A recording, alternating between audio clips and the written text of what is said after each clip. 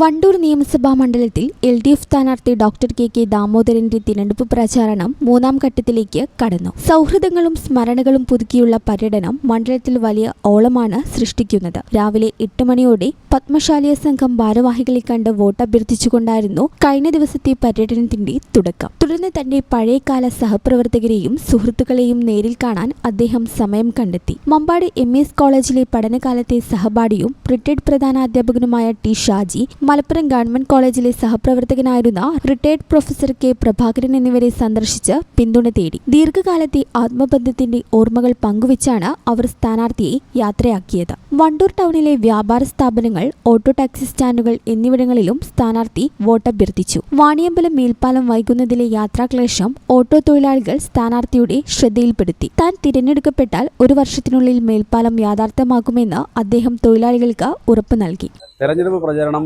അതിൻ്റെ 2 ഘട്ടങ്ങൾ പൂർത്തിയായി. മിക്കവാറും എല്ലാവരിലും ഇടതുപക്ഷ ജനാധിപത്യ മുന്നണിയുടെ തെരഞ്ഞെടുപ്പ് മുദ്രാവാക്യങ്ങൾ എത്തിച്ചിട്ടുണ്ട്.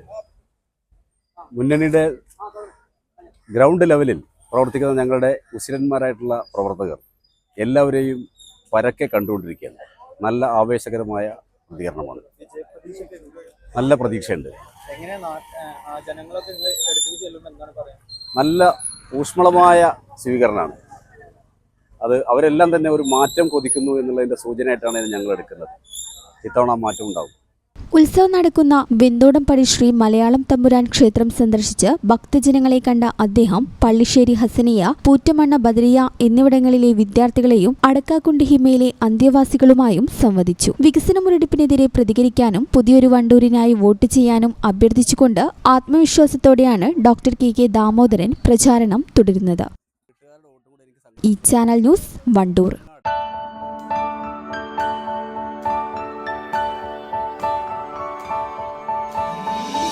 da da da